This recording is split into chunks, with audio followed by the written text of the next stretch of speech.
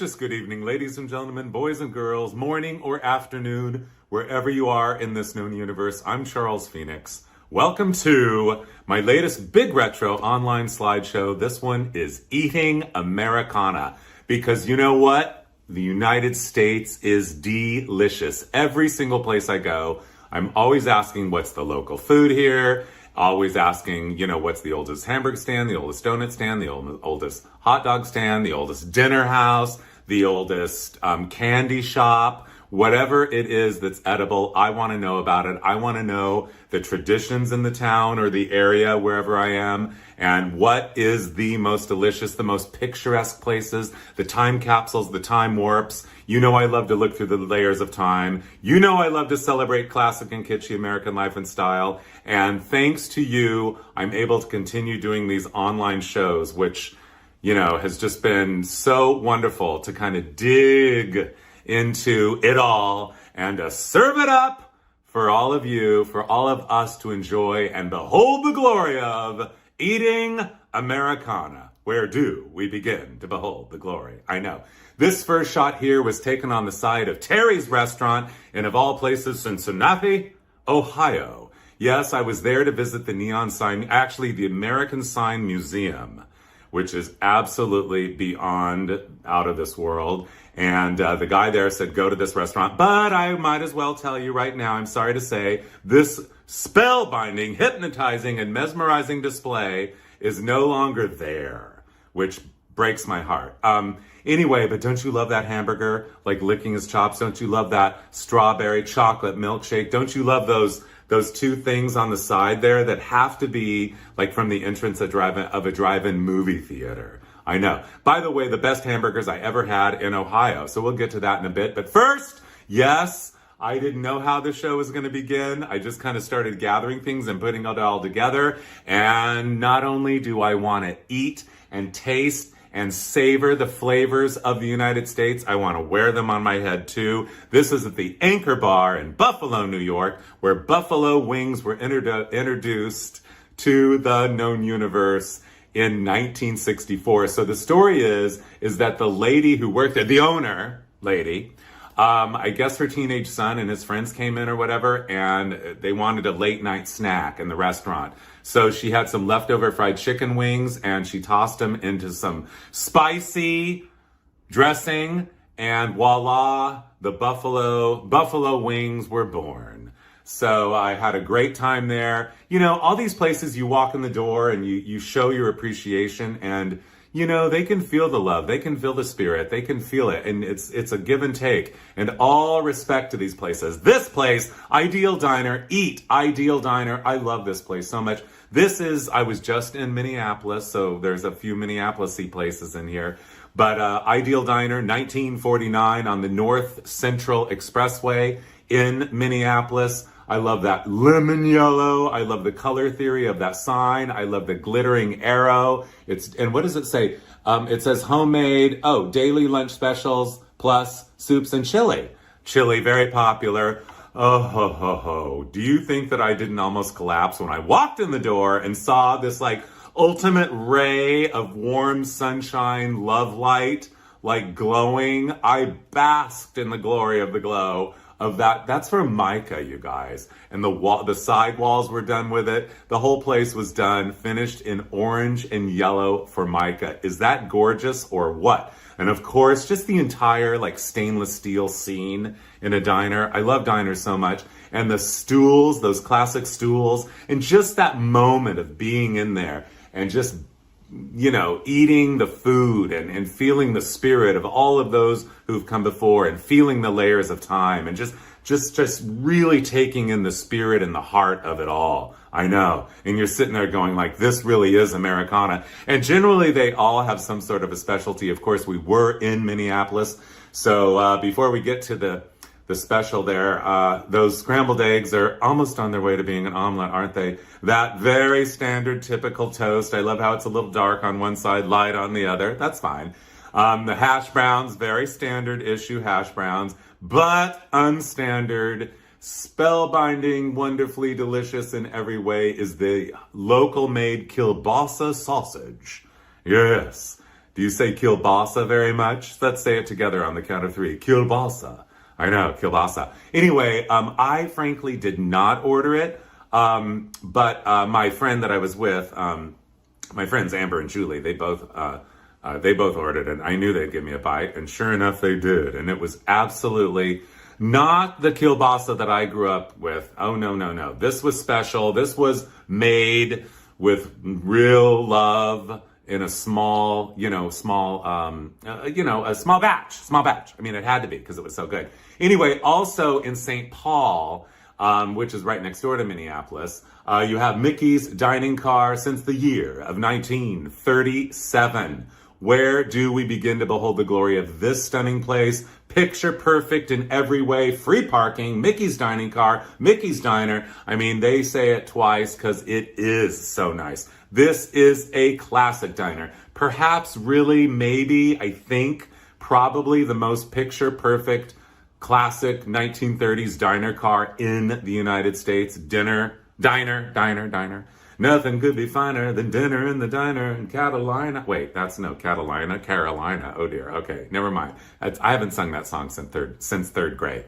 But anyway, what I wanted to say is, I guess we might as well get it out in the open, you guys. Mickey's Diner has been closed since the pandemic. So, and there you can see Employment Hotline. This is when I was there. As you can see, I get very enthusiastic when I visit these places. I feel the spirit, I feel the soul, I feel the history, I ask the questions, I want to know the story. And I will tell you that inside this diner, I had a really funny experience because you can't really see the lady in the middle behind the counter. She's way back there looking down. She did not move the whole time. She yelled all the way down to where I was sitting, like, what'll you have? And so she didn't come down and look at me and take my order. She yelled all the way. She did that to every single person. She never moved. It was brilliant. The other thing, best scrambled eggs I've ever had in my life, because according to, I could see it right there. They were mixing the eggs. They were scrambling the eggs with a Hamilton blender, a milkshake blender. You know, that stainless or aluminum cup they put in there, and that mint green old machine. Yeah, they had one of those. And I will tell you, I have never had a better scrambled egg in my entire life. Where do we even think of beginning to express our love and joy for the Rhode Island Diner? This is actually in, I'll tell you the truth. I do have some cheat notes here because I can't remember everything. This, I believe, is Logan, Utah, not originally, but this diner is from 1939. This is considered to be when you see the inside, you will see the most deluxe diner ever created. I mean, the most detailed inside. It's stunning! But anyway, it was moved to, first of all, I should tell you, it was actually made its debut. This was actually on display at the 1939 New York World's Fair. And it moved around a few places over the years, but finally in 2007, it wound up in Utah. And again, I am like opening that door. I want to bring the whole world in to share the glory of this exquisite, divine design delight in every way, every day. Let's start with a center top, that yellow ceiling. Then we go to that green glass. I mean, it looks like a railroad car. The green curving down, the colors of the booths, that rich forest green, that like really kind of a pink maroon, those lemon yellow tabletops that really flatter the counter tile on the other side, all the stainless steel, all the streamlined modern art deco-ness of it all. Those, of course, the stools, those round streamlined modern stools, the fans up above, the light fixtures in the middle. I mean, this place is a spellbinder if ever there was one. I do think that, as I said, this was the most deluxe diner restaurant ever offered by a diner company, and this is the only one in existence. In 1957, Davies Chuck Wagon was shipped to, kind of prefab, these diners, Denver, Colorado, yes. And this has been a landmark on Colfax Avenue, the big east-west thoroughfare through Denver since the year of 1957. And this is the diner that is actually thought to be the most, or thought ever to have been the most Western diner. I mean, we don't have these diners in California. We never had these prefab diners. They were mostly East Coast, a little bit Midwest. So to have one all the way in Denver was very unusual because they just weren't seen that far west. But this one still exists. As you can see, that sign is an absolute world-class national treasure, not to mention local landmark extraordinaire. The people of Denver are, of course, very proud of it. That cowboy kind of waving you in. He's the cook at the Chuck Wagon. His name, Davies, with an apostrophe there. I love Diner, the way it waves a little bit. I love the Chuck Wagon font. I love that fake wood backboard that it's all on, that he's standing on. And of course, we love, yes, local foods. Though not sure that the Denver omelet was actually originated in Denver, Colorado, let's let them own it because they've got their name on it. So according to the legend of the Denver omelet, you guys, the Denver omelet was it's basically egg foo young. So you know what a Denver omelet is, right? The Denver omelet's very simple. It's chopped ham, chopped onion, chopped bell pepper. And that's sauteed and then folded into the omelet mixture right on the grill. Yes, anyway, so I know. I mean, I love a Denver omelet. I usually only have them in Denver. But anyway, and of course, the Heinz ketchup on there. Heinz ketchup has been around since the year of 1876. So this diner, the USA Country Diner, this is not the original name of it, but I will tell you, this is a diner that I slammed on my brakes for. When I saw it, it's on the road between Philadelphia and New York City. Wait, New York City? Yeah. Wait, no, were we going to New York? Yeah, we must have been. Anyway, so this is about 10 years ago, driving on the East Coast. You know how you drive and all of a sudden, you see something. I'm a brake slammer honor. Oh yes, I will slam on my brakes. I will turn the car around. I will knock on a door. I will do anything. I'm a curious person. And when I saw this, my eyes almost bugged out of my head. So this has to be about the last gen of prefab diners. Late 1950s, kind of that leaning glass, a little bit more of a real built looking building, but this is definitely a prefab. First of all, the thing that you notice about it the most is the color. That turquoise is absolutely out of this world. And I love that, the side, the louvers on it, the louvers in the front. I love the stainless. These are the stainless diners.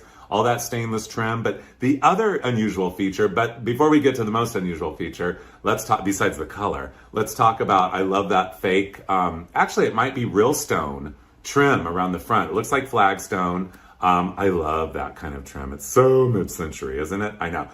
Anyway, but I love you guys. It looks like the building has headlights all over the front of it. So like it's really, really, lighting up the world around it and reaching out to you with its glow and saying, come on in. Those giant plate glass windows. And it was not originally called the U.S. Country Diner. I don't know what it was originally called, and I don't think it is still standing there. So speaking of Minneapolis, I told you I was just there. So this is Jack's. You can see the sign there, a small neon sign on Northeast 20th Avenue. And this restaurant, this is a very beautiful, perfect, picture-perfect dinner house. Been around since the year of 1933. I love the building. I mean, it's an old school building. You can see they bricked in the windows there or whatever at some point. But anyway, it's lovely inside and everything else is delicious about it. But it was the parking lot that really threw me over the edge, you guys, and had me whipping out that iPhone fasted that you could say medium rare. Anyway, Pheasant Run. So the parking lot, you guys, has signs in it like, where did you park in the parking lot? Like their parking lot isn't even that big, but apparently people in Minneapolis can't find their car when they come out of Jack's. So Pheasant Run, Burgundy Boulevard. Is that genius or what? I know. Burgundy Boulevard, Sirloin Strip, Jack's. I mean, I love the bull horns. I love the bull. Whoever did this art needs an award. Whoever did these graphics needs to be told, brilliant. Don't you love how sirloin gets smaller as it goes on and strip gets bigger? Don't you love that? Lobster, look at that L. Look at that L. I know. Lobster Lane. It's like, I want to live on Lobster Lane, don't you? And that lobster, I mean, how much do we all love lobster motif? How much do we all love lobster? I know, it's been a while since I've had lobster. But anyway, T-bone trail, and they highlight the T by like leaving it hollow or whatever. I mean, that is just genius. I love the rendering of the steak, but I did not have any of those dishes while I was there at Jack's. The very special feature at Jack's is, well, they basically have a trout dish, and out back on the back side of it, you get to actually, here we go. You get to catch your own trout. So it wasn't that easy. I thought it was going to be easy. Everyone in the whole restaurant was watching. I was embarrassed, but you'll have that. Actually, I wasn't that embarrassed. Oh, I got one finally. So important to make memories in life. And when you go to a restaurant that you have to, catch your own trout out back, you definitely do not forget that. What a wonderful day it was. And I look forward to going back. Here it was. They take it away and they turn it into a petrified, like unidentified, non-flying object on your plate. And then the plate says the tradition continues as a little bit of a pop of color. They give you a little bit of lemon. And you know what? I'll just tell you, I'll admit it. I think I ate the whole thing. That crispy, crunchy, salty, like deep fried crust doesn't look as good as it was.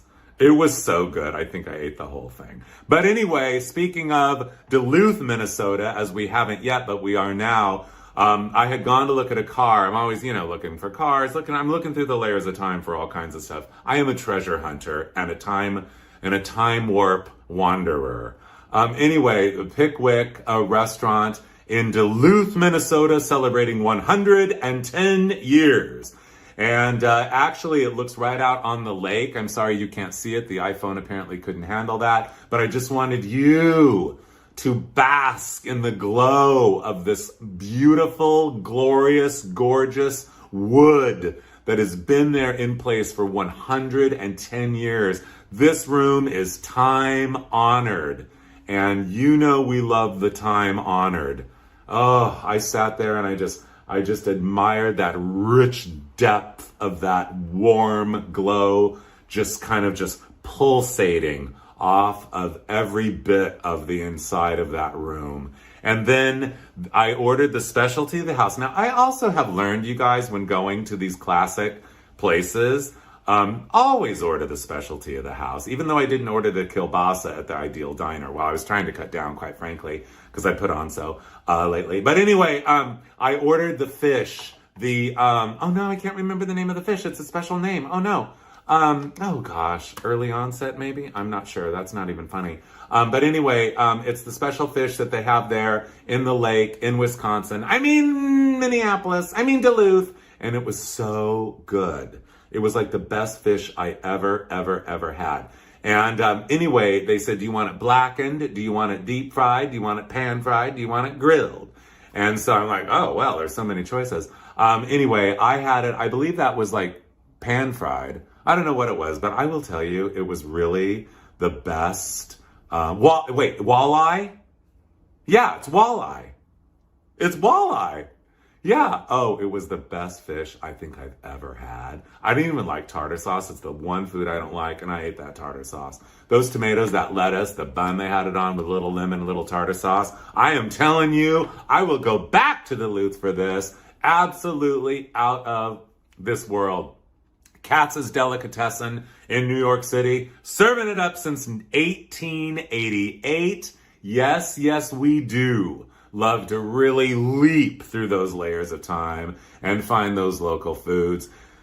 Mail order department, send a salami. Katz's, wait, what does that say? Katz's, that's all? No, it can't say that. I'm sorry, I can't read it. My monitor, the picture's kind of small. But anyway, every time I go to New York City, absolutely time. There's the salamis hanging on the wall there. Again, look at those bullet lamps hanging down. Look at that entire counter, catering for all occasions. The vintage neon, those bullet lights are don't you love bullet lights? I know. And there are the legendary pastrami sandwiches there, plate of pickles, that big pile. Oh gosh. I got too excited there. Something happened. That big pile of pastrami. And what is that on there with it? Is that sauerkraut? I don't know. Anyway, I'm kind of a purist. I don't order cheese on it. I just want the meat and the bread. Absolutely out of this world. I will tell you, when you go there, you walk in the door, they give you a ticket, and they say, like, a ticket so the guy at the counter can write up, what you ordered, and they say, do not lose this, and they like yell at you. And at first you're like a little, but then you're like, okay, I get it. This place is a well-oiled machine. They don't want any shenanigans. They don't want anybody horsing around in there. I mean, it looks like it's like not even that crowded the day I was there, which is a miracle because this place is usually jammed. I'll never forget the last time I was there with the one and only Paul Rubens, Pee Wee Herman. We were in New York together, and he wanted to go there because he wanted to show me that his picture was on the wall there, and it was. Behold the glory of Paul Rubens. Speaking of all things wonderful, the Bobby Nelson Wisconsin Cheese Shop. Hickory smoked sausage, mitt or mitt out. Country cured ham and bacon. Yes, here it is now. This is, don't you love a little storefront like this? That red and white striped aluminum awning, everything about it. There's like that little flower bed out front there. The hours, the hand-painted signage. Our sausages are a link to the past. Yeah. When I see hand-painted signage and stuff, and especially, vintage, of course, I lose my mind. For the finest in sausage and cheese, step inside, please. Those Santa Claus / elf type characters hauling sausage and cheese around. I mean, I was like having a moment.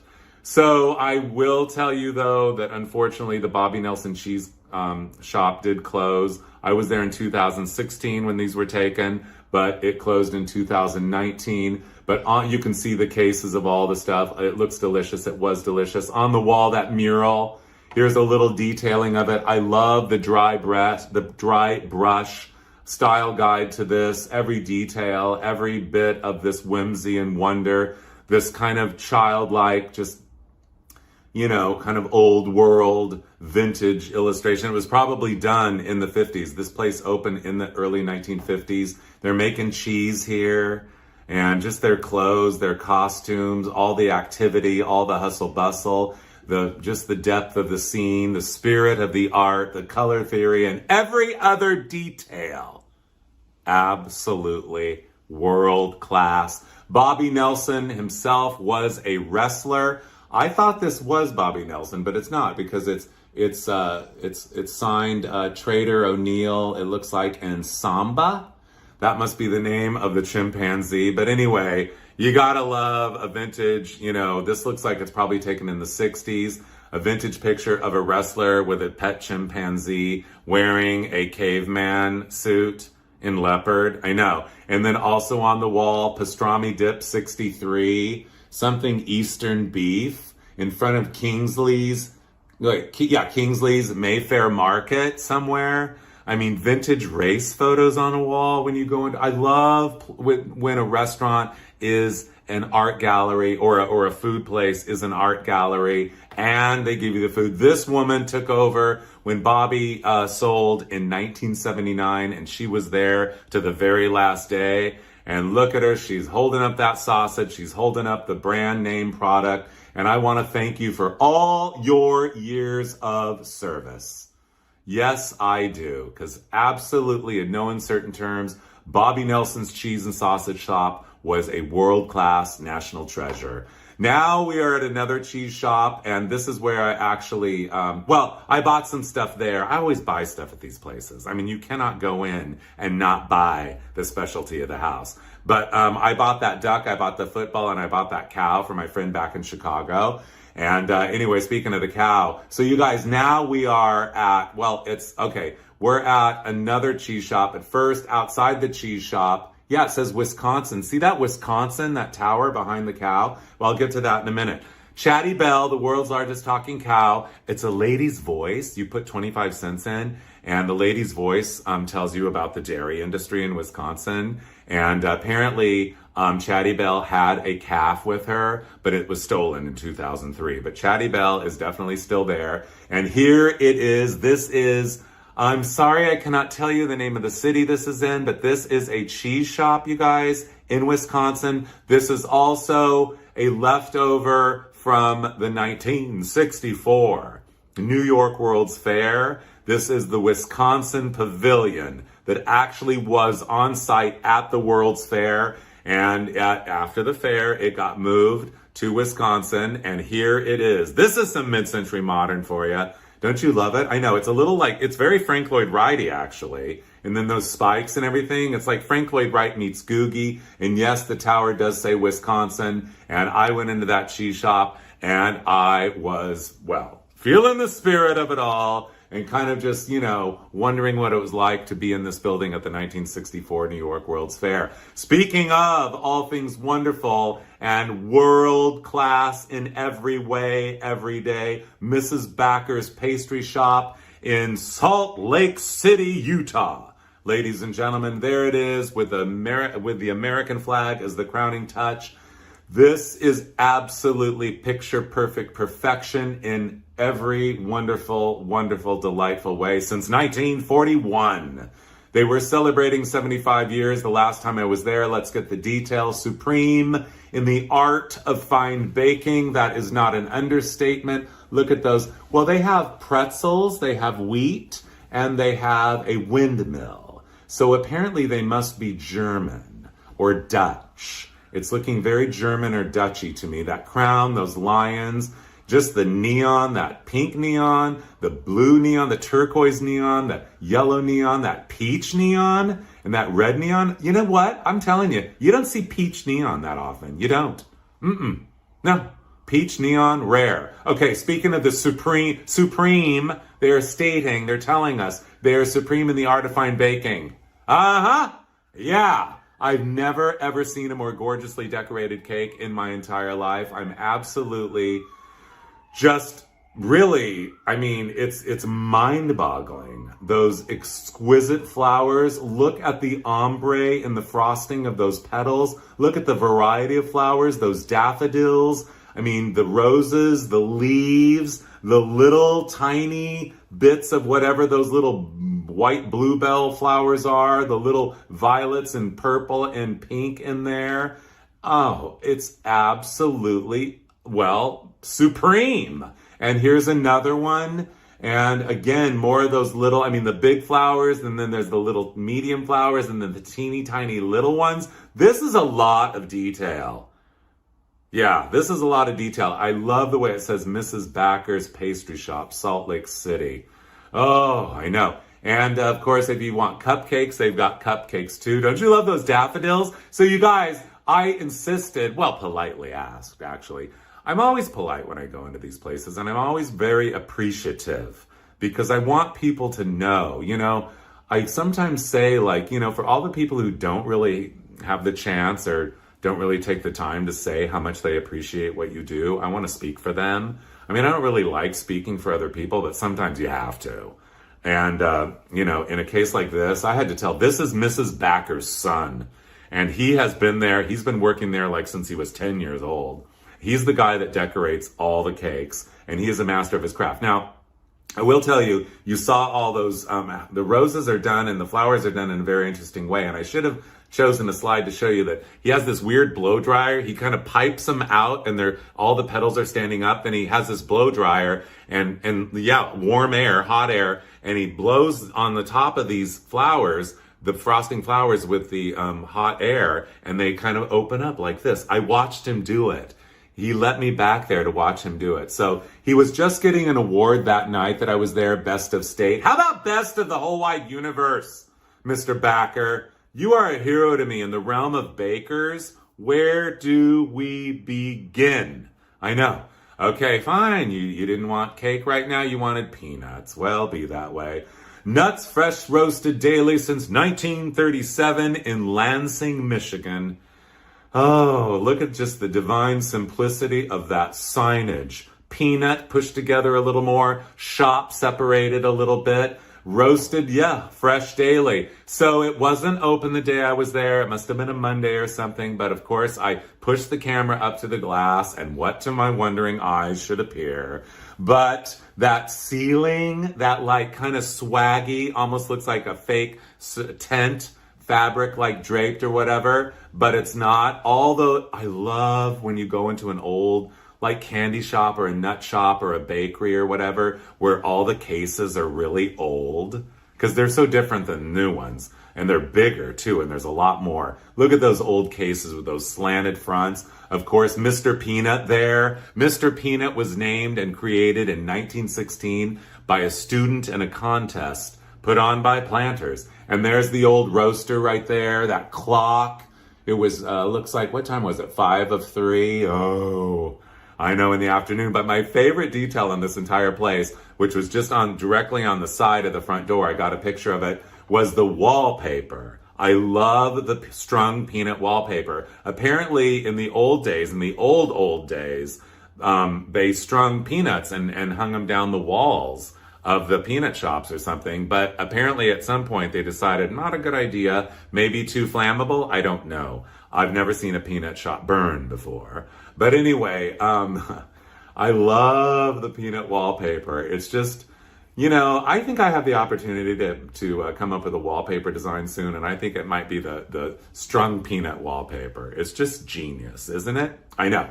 So, yeah, it's still there, and that wallpaper, you know, has been there from the 50s, as has this art on the bag. Peanuts in the shell, 80 cents for a 6-ounce bag. Granted, this was a few years ago, so it's probably a little more now, but worth it, whatever it is, because you cannot buy the heart and soul that these kind of places have. You cannot honor them enough by buying their product. I just, you know, I always shower them with compliments. Tom Sturgis Pretzels is in Pennsylvania, and Reading, Pennsylvania. Yeah, sometimes I think, oh, I'll remember everything, so I don't give myself a note. But anyway, I did remember. But you know what I love? I love that big Tom Sturgis. I love the scale of the signage. I love that word pretzels. I love when fonts are kind of drunk up and down. I call that drunken.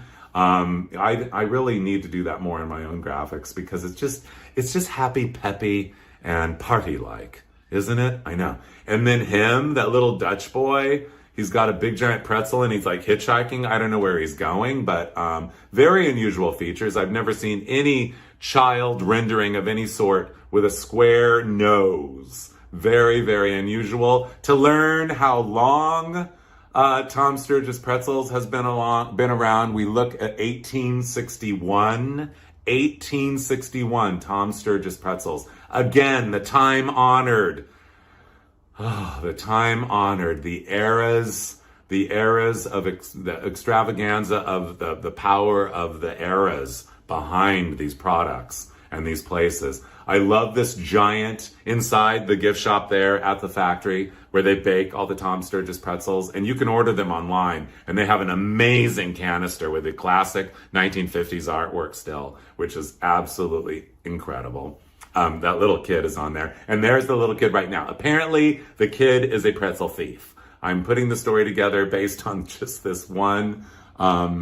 Baking in the olden days, yeah. Well, they say they still bake in the old-fashioned way. But anyway, the two bakers there, they're rolling out their pretzels. They're twisting their pretzels. You've seen them do that, like in the mall, Wetzel's Pretzels. That's how it's done. Anyway, I know that's like the best thing at the mall, Wetzel's Pretzels, even though I never eat them, but I do smell their artificial scent. But we're not talking about Wetzel's right now. We're talking about pretzels, and I love those big chunks of salt on the pretzels, don't you? I know. Especially Tom Sturgis Pretzels. Yes, as I said, you can order them online and get the gorgeous canister. Speaking of big giant crystals, how about sugar crystals, you guys? I don't know about you, but I have always loved colored sugar. I've always loved multicolored sugar. I love multicolored everything. I love color, color, color. Never enough color. The world needs more color. This is the Pepper Mill in Las Vegas, Nevada. Yes, it's absolutely, I don't really go to Vegas that much. It's been a minute, but there's no such thing as going to Las Vegas without going to the Pepper Mill for dinner. And so I didn't even know what was going on, but I got enthralled, as I always do when I go there, with a multicolored sugar. And so I decided to test the close-up lens on my iPhone, and look at it. Look at that. Look at what the sugar looks like up close. I mean, you could set that into a ring and suck on it. It is absolutely gorgeous. Those beautiful, rich, I mean, they're like little gemstones. Who knew? I know. Speaking of a gem, that sign is a gem. That rainbow peppermill whoosh in that 70s font. Absolutely love it. That 70s roof line that really is doing everything to cover up the main, like, chimney of the restaurant. They don't call it the chimney. What is it? You know, where all the exhaust from all the cooking goes on. So anyway, and by the way, have you been to the Peppermill? It is the most outrageous, over-the-top interior, I mean, leftover from, it was built in the late 60s, but I think they redid it in the 80s, and really they have never kind of gone away from the original style guide. There's all these fake flowering trees and all this purple and shocking pink and red lighting, blue, that cobalt blue. I mean, they do not hold back. They are giving you a punch of these bright, rich, like day glow jewel tones. And it's just, it's depthy, it's deep, it's delightful, it's lovely. Yeah, that too. And but the crowning touch, you guys, is in the bar area where they have these flaming fountains. I mean, you'd think you'd see more flaming fountains in the world, but you don't. And that's the other reason to go to the Peppermill, is to see the flaming fountains in the lounge. It's just fantastic. And you're sitting there, you're going like, why would I go anywhere else in Las Vegas when I can just totally hang out here in the flaming fountain room? I know. Oh, but in case you were on your way to Arizona in Scottsdale, you do not want to miss, ladies and gentlemen, this is the Sugar Bowl. No such thing as going to Scottsdale, Arizona without going to the Sugar Bowl. It is a homespun and family-run lunch, dinner, and breakfast, coffee shop, basically, fountain coffee shop.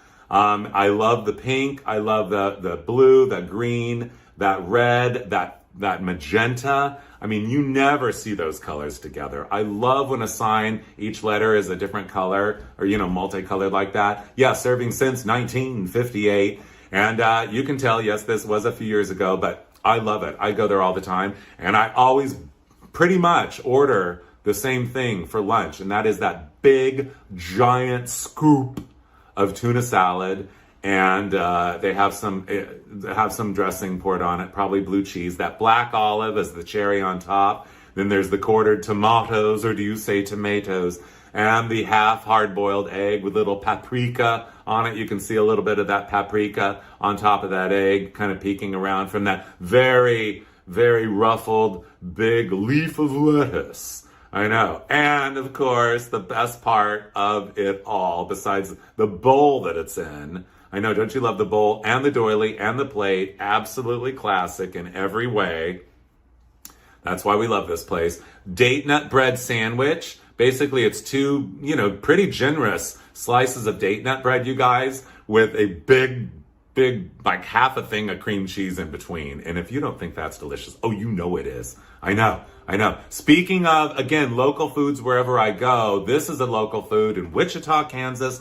This is called, well, I forgot what it's called. Oh, garlic salad. And I'm not sure what type of vegetable that is. It's like a weird piece of thin lettuce that looks like an arm trying to reach out of it. It's very strange, but we're not looking at that. We're not looking at the paprika. We're looking at what is, according to a recipe that I looked up, when I was eating this at Doc's Steakhouse, serving since 53, but now closed. Sorry. But it is still a thing there, this garlic salad. It was, it tasted exactly like, here's what it tasted like, you guys. It tasted like pulverized celery with like garlic powder and, well, I might as well just say it. Probably mayonnaise and sour cream. That's what I'm thinking it was. And, as much as we don't want to admit to ourselves that would be delicious, that was delicious.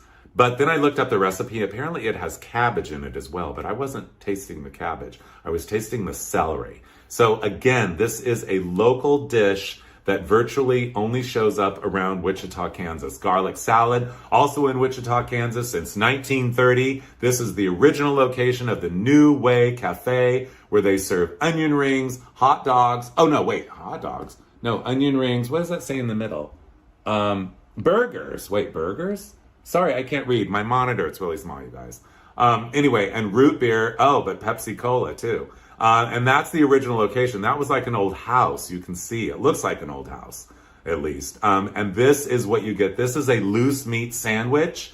And, it's kind of like a sloppy Joe without the sloppy. But I do love a good loose meat sandwich, and pickles, onions, and I guess that's cheese, not mustard. I mean, it's been a while since I've had this, but you know what else I really love is, you can see that bun is kind of steamed and moist and just really, it just like, when you eat it, you're like, oh, this is just so, I don't know, texturelicious, savory texturelicious. Also, I love any place, and a lot of places do still, have the branded like paper that they serve the specialty of the house in, just like Runza does. So Runza is in it is in Nebraska. Runza is a local Nebraska food. I was in Nebraska. I've been there a few times, and I looked up, local foods. Sure enough, something comes up, and it's called the Runza, and it's basically like a loose meat sandwich chopped up with cabbage, but it's encased in this like a dough. It's encased in it. It's like enclosed. It is so delicious. Again, that savory, soft, kind of mushy, gooey wonderfulness that we love. I know, we can't help it. Again, comes in a branded wrapper, and you can see it right there. I believe Runza started in 49. So strangely, I was in Palm Springs. This happened like only a year and a half ago. I was in Palm Springs at a smart party, and I know a lot of people in Palm Springs, so I always try to engage people that are out of towners at a party in Palm Springs, because I'm very hosterly in that way. And anyway, so I started talking to these people, and I said, "Oh, where are you guys visiting from?" And they said, "We're visiting from Nebraska." And I said, "You're kidding." I was actually on my way like 2 days later to Nebraska, and I said to them, I'm going there in 2 days. What a coincidence that I'm talking to you and you're from Nebraska. I don't really meet that many people from Nebraska and Palm Springs, let's face it. So anyway, so I said, and of course, I just volunteered this information because it was true. I said the first thing that I'm going to do when I get there is I'm going to go and have a Runza. I know the name is a little unfortunate, but that is what it's called. And it doesn't give you the Runza. Hello, ha ha ha. Anyway, so they're like, "You're kidding." And I'm like, "No." And they go, "We own Runza." And the guy's like, his parents started it, or maybe it was his grandparents. But anyway, in 1949. So he was there with his wife and his like kids and stuff, and they were all just so proud. And I was proud. It was just this like great like connection moment where it's like, the world is so wonderful and people are so wonderful and just traditions are so wonderful. Anyway, speaking of traditions, I know, Runza in Nebraska. This is Sawa's Old Warsaw Inn in just outside of Chicago, a Polish smorgasbord, or Polish buffet. I don't think they call it a smorgasbord.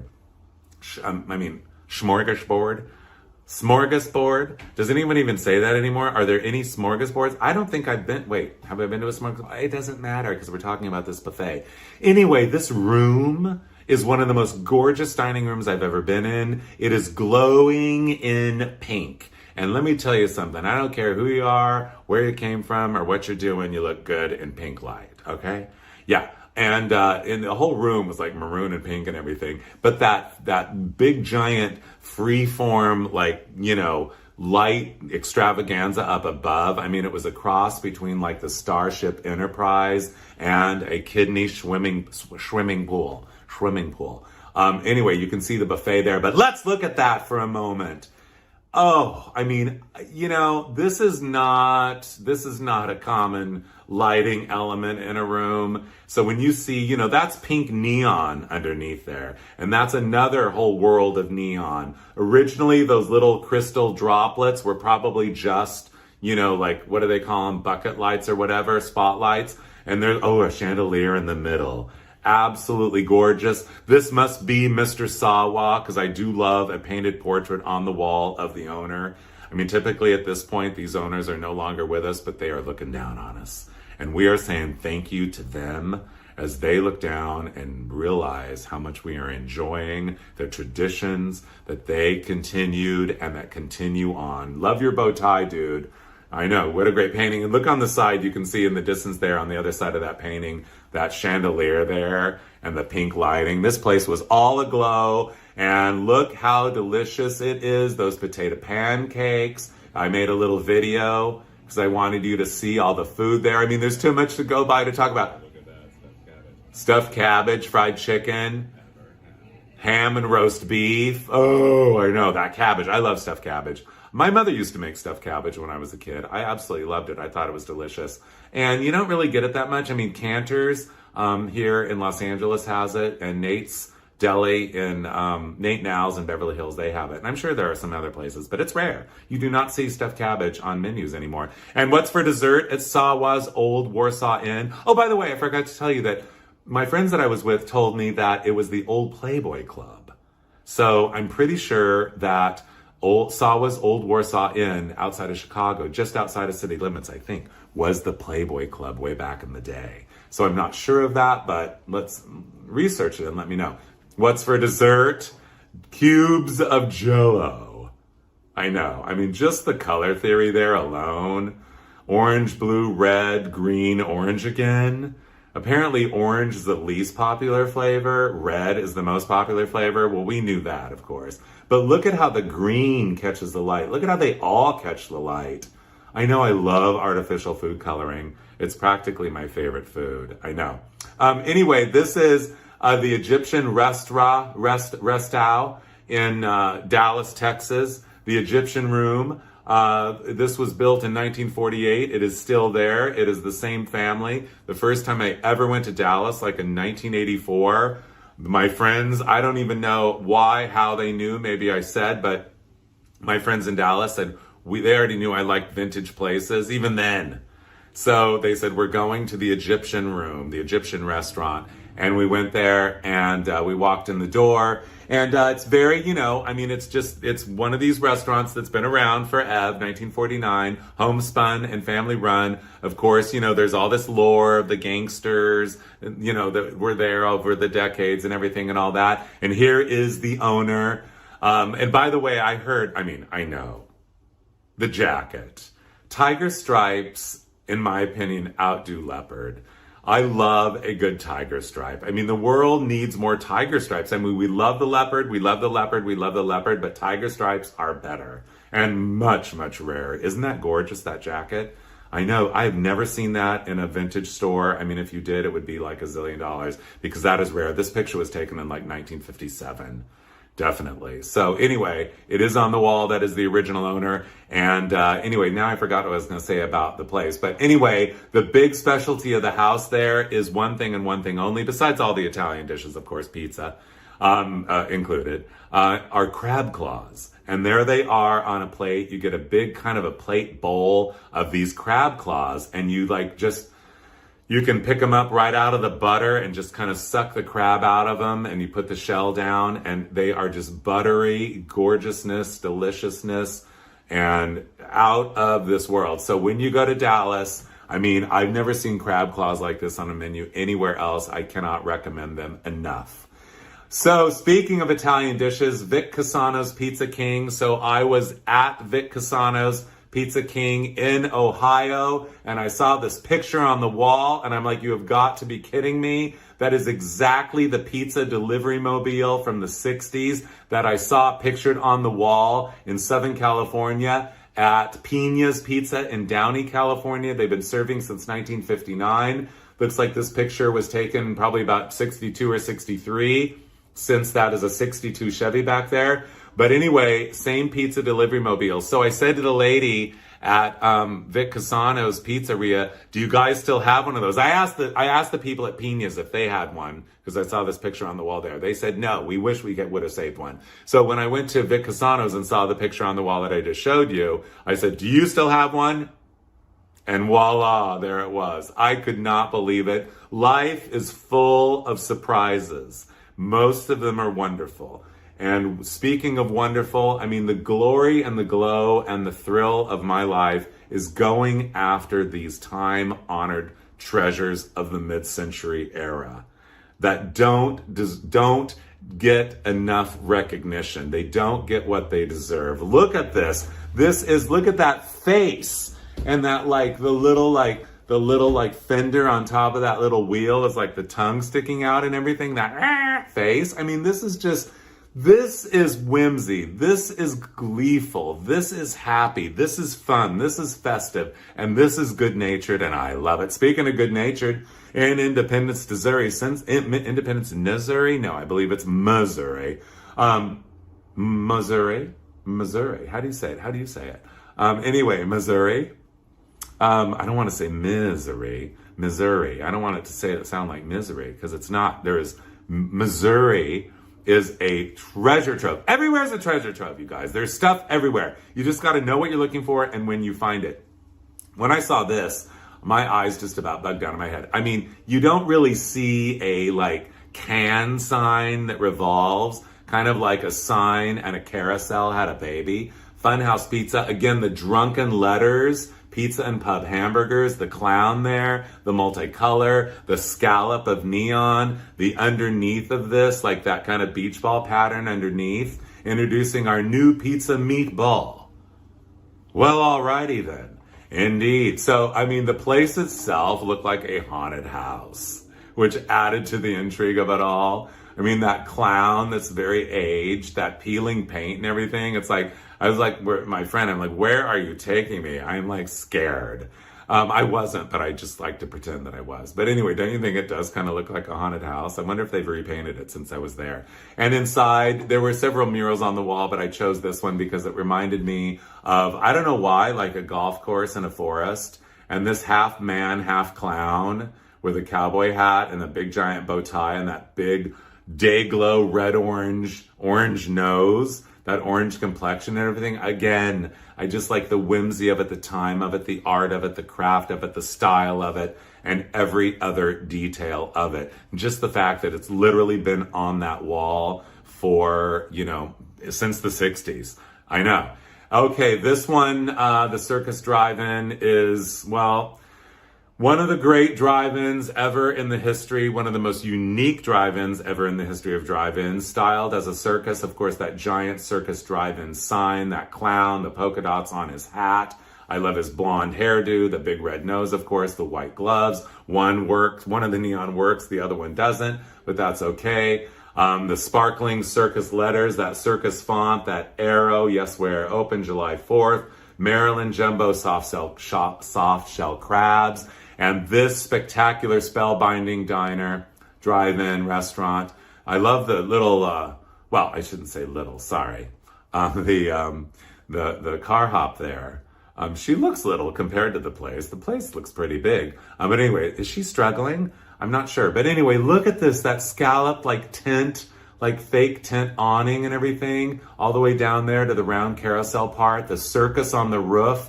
There it is with all these like one-dimensional but simply painted clowns, like, joining hands all the way around that sign. I love the bias on the backboard of the sign. I love the fact that it says "the" in the middle of the C. I mean, there's just so many like little details to notice. The age of this place, the paint is peeling. These places are old. 1954, this is the inside of the main building there of the carousel. It kind of has an indoor-outdoor quality. Apparently, when you can see these walls there they're like tent walls with plastic windows. Look at that planter with those impatiens. I love the tablecloth there, like very big boy, isn't it, Bob's big boy? And of course, the specialty of the house is what I always order, deep fried everything.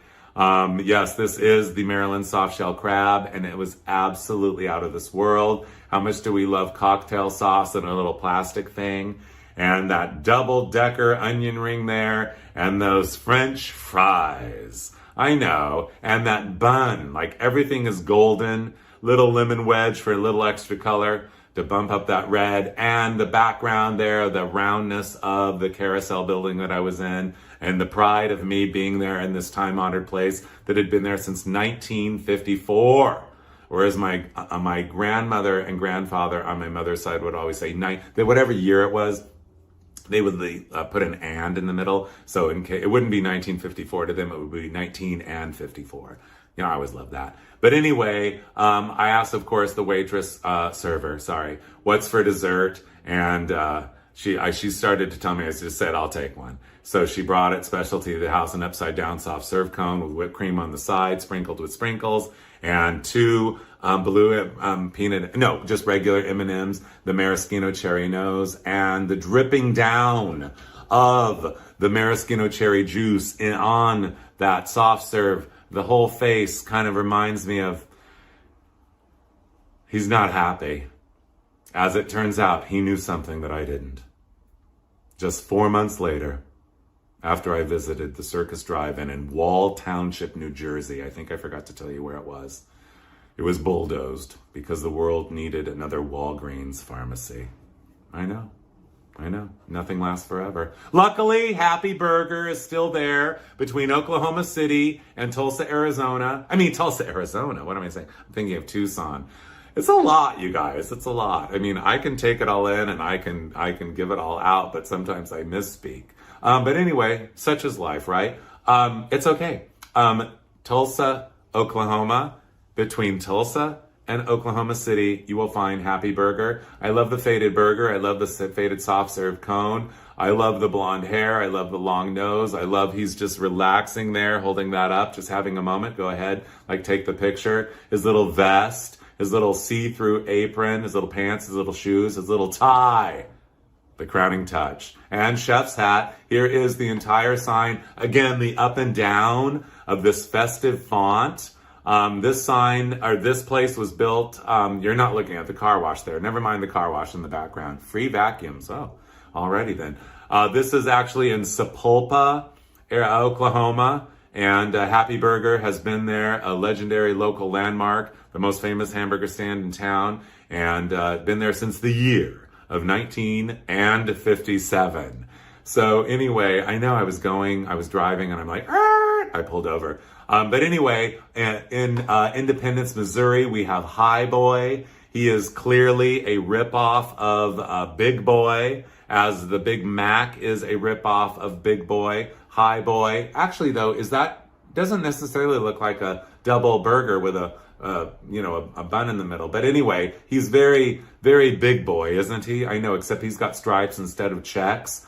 And his tongue hanging out. He's got the same hairdo and everything. This is Frisch's Big Boy I love the checks. The checks are classic. Frisch's Big Boy in Lexington, Kentucky. That's where I was when this picture was taken.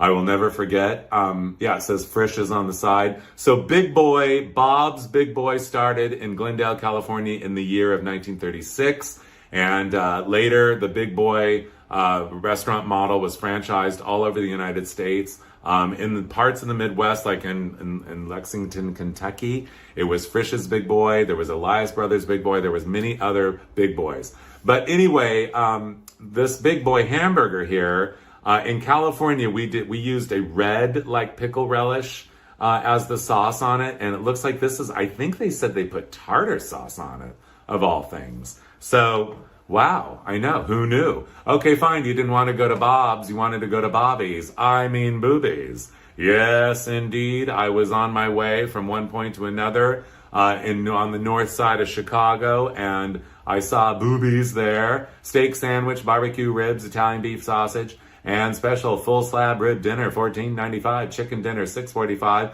I love this place, but you gotta be careful Googling it.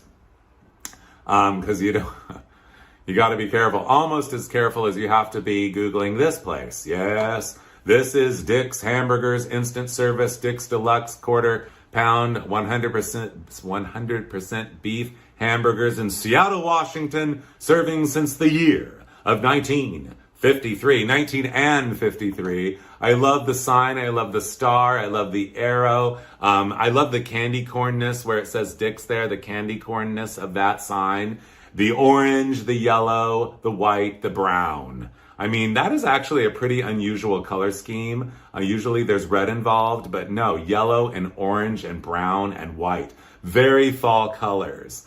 I know, this will take you through your fall season. Here is Dick's Drive-In.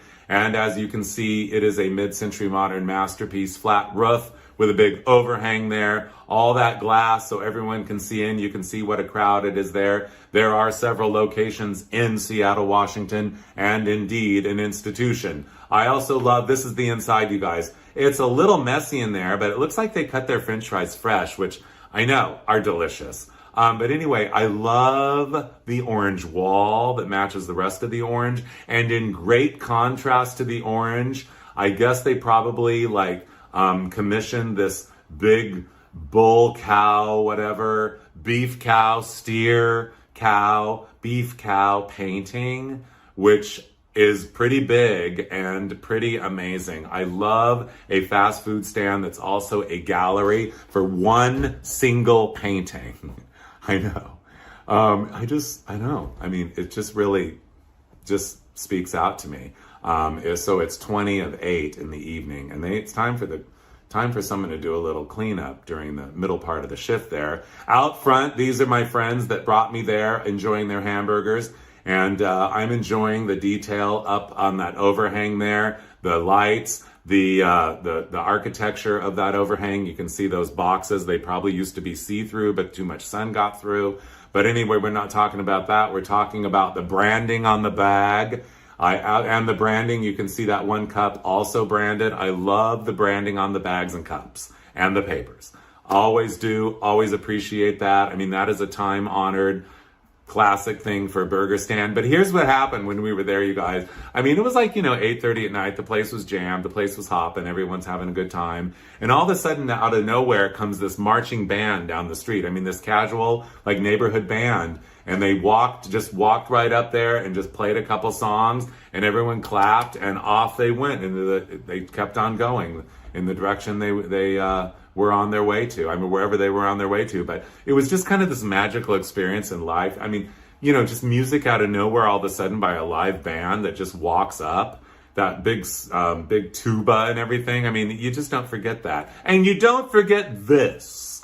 Oh no. This is also Seattle. I believe this is Kirkland, which is a suburb of Seattle. Burger Master, serving since about 1962. I don't know about you, but it's pretty crystal clear to me that this sign is a mid-century modern masterpiece. First of all, I absolutely love that Burger Master font.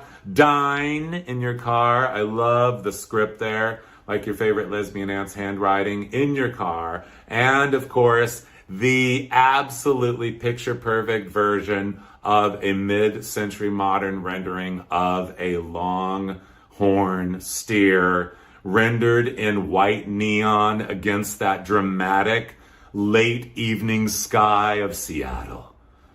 Oh, sometimes the suns and the stars and the moons all align.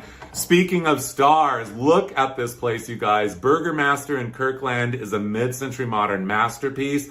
I don't think there's another drive-in restaurant in all of the United States or anywhere on the planet or in the known universe that looks anything like this. It is quite a spectacle. Don't you love those lights? I know. Absolutely gorgeous. This is another exposure. The camera went a little wild, but again, it's just like it's like you're in heaven. I know. It's like starry, starry night. You're like, when you wish upon a star, it makes no difference who you are. Anything your heart desires will come to you when you're here. I know, actually, when you're anywhere, when you wish upon a star, when you wish, wishes steer your soul. Anyway, also on the far right there in the distance, we're going to look at the overhang of where the cars all park. This is a car hop restaurant. They will serve you in your car. Very mid-century modern. This is a mid-century modern masterpiece. Don't you love the slight slant of those posts? Don't you love the slight, sorry, I better take a drink of water. I haven't had a drink of water for a minute. Will you forgive me? Stare at the gorgeous mid-century modernness of this. It's kind of like bullhorns there, those cross beams, I know. The lights on them and everything. I mean, absolutely picture perfect. Burger Master over there branding the building and everything. And again, we're back walking over to the right, a few cars down. You look a little closer and you're looking actually beyond the glass into where only the servers go And I just love the impatiens that are planted there in the little garden. And then the panels of white, yellow, and that kind of like medium minty green. The panels of Formica there. I mean, this place absolutely is a mid-century modern masterpiece. Burgermaster in Kirkland, Washington. Oh, fine, a little too modern for you. Be that way, 1893, the Buckhorn Exchange Restaurant in Denver, Colorado. Yes, indeed it is. They said, my friend said, you want to go to the oldest restaurant in Denver? I said, let's look through the layers of time. Let's go deep. So this is deep. Sorry. I shouldn't have chowed down on that sandwich before. You'll forgive me, right? I'm just human. Like you. I know. Anyway, inside is a wonderland of taxidermy, you guys. This is gotta be the most taxidermied restaurant. But this is, when was the last time you saw the word antelope in neon and in yellow neon, no less? I love the red walls with the taxidermy. And that's a little like Bambi sitting there next to the A. I didn't even notice that. And the birds, the toucan. Toucans are my favorite bird. Second place would be flamingos. First place, toucans. And I know, Fruit Loops, my favorite cereal, of course. Even though my mother would never let me have it as a child. I think we got it once. But anyway, I snuck it at friends' houses. So wait, this is a postcard of the Buckhorn Exchange. Looks like an 80s postcard, but it looks still exactly like that. Only the people, their clothes and their hairdos have changed. But anyway, it is a taxidermy extravaganza display extraordinaire of the absolute highest order. I don't even know. Oh, I think there was an upstairs, because I was going to say I did not have a drone when I took this picture. How did I do it? But anyway, looking down on the horns, it is just like you are there. You are in it, and you just got to accept it. So, and I did, of course. They're all been hanging there for decades and decades and decades. So anyway, I love the tablecloth. I love a Czech tablecloth. I keep one on my kitchen table. Don't you? I know. And of course, right in the middle of the table, appetizers have been served. An appetizer, and that is rattlesnake meat, you guys. I've never had rattlesnake before. I've never seen a rattlesnake in the wild. I've only heard about them, but I know they go or whatever. And rattlesnake served with, it was served in this weird, like there it is. Yeah, that bits of stuff. It was like deep fried, and it seems like that was like kind of a weird kind of a milk gravy that it was served in. And then you have chips, which of course those are dark blue corn chips, regular color corn chips, dyed red corn chips, but I've never ever seen avocado green corn chips. Have you? Well, as we know, and as I've stated before, and I'll say it again, life is full of surprises. Most of them are wonderful. Why don't they just do like rainbow colored chips in a bag? Who has that? I'm going to look that up later.